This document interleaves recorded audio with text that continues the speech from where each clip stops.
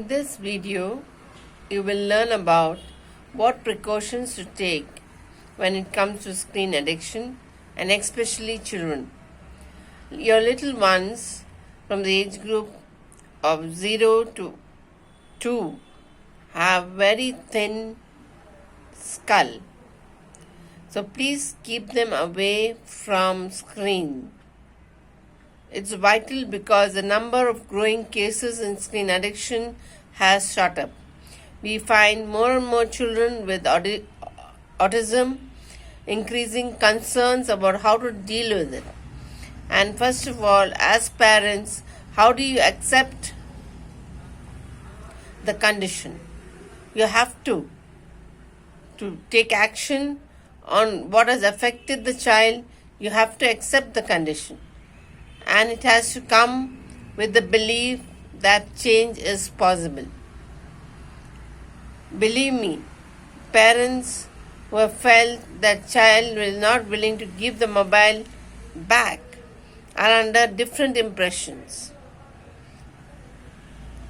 One is giving a mobile in a child's hand is like giving a cigarette in their hands. So they do get affected.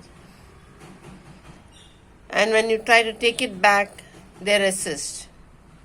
First place is not to give them a mobile.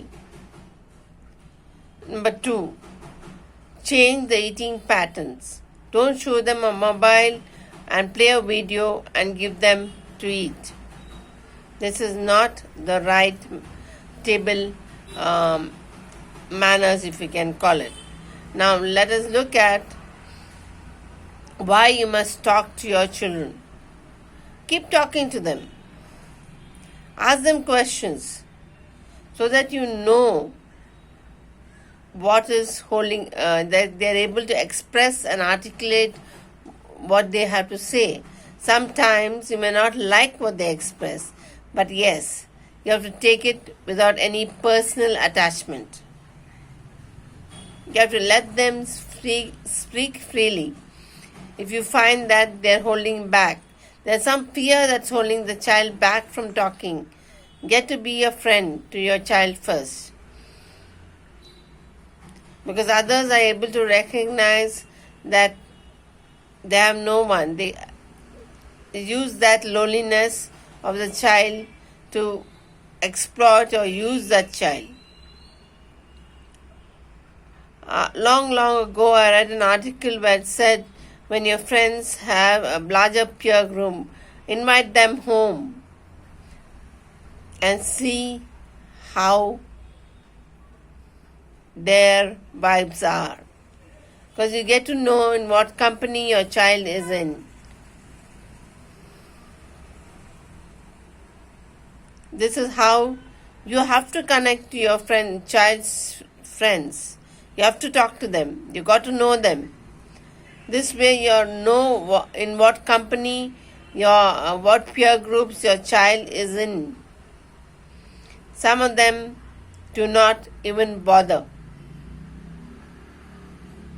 As parents in today's world, we need to keep in touch. Keeping in touch with what is happening around us. One is of deep concern is screen addiction, others is drugs. If you look at drugs, it all streams from something, a curving to have something. And that happens due to several factors. One is they long to eat. If they're not given the opportunity to eat outside, and given even some children, I recall an incident in Standard 1 where the child was denied what she wanted to buy from outside, and she used to pinch another child with her nails, almost leading to giving the other child tetanus injection dosage, because when he asked her why she was doing it, she said what was packed in the other child's tiffin was not given to her by her parents. It's as simple as that. Then the parents had to be called and explained to give what the child needs. Because child will look for it somewhere else. And when that happens, we also know the child will be looking for others who will provide them what they want. When you think, because when they want something and somebody gives, they think they are their friends. But to make the child understand that they are their own best friend and their own best enemy as individual, because as an individual, however old the child may be, the child should understand and take a decision that what I am taking in, is it good for me? Whether you explain about sex or touch or whatever, this is the factor where they need to know the feel, felt, touch, and how do you actually work on that. Because sometimes children are misled, misunderstood.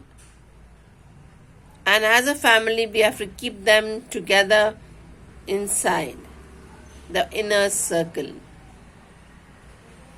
Sometimes it so happens the outer circle peeps in and seeps in and controls the way that the child behaves.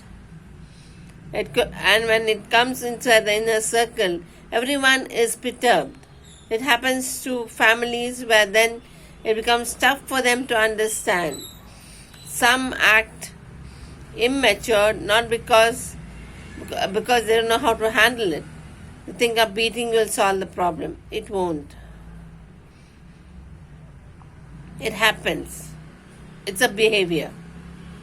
And how we explain that behavior without pointing fingers or labeling that individual is also important. Screen addiction has made children misunderstand what is real and what is real, because the brain cannot distinguish between the two. We have to bring it to their notice.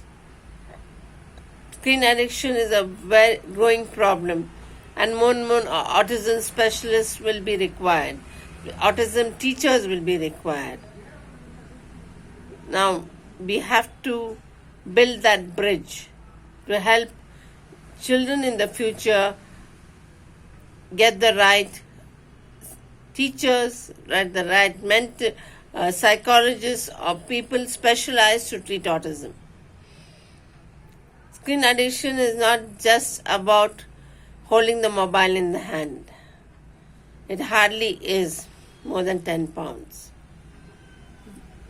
of weight, but the damage it can do can be wide.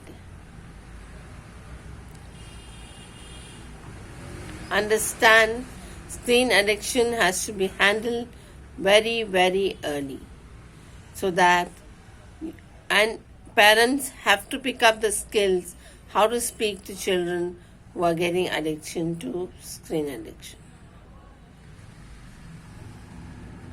It is a tough decision. It is not easy, because most of them, us who have grown up early in the education system, have not been taught to say no.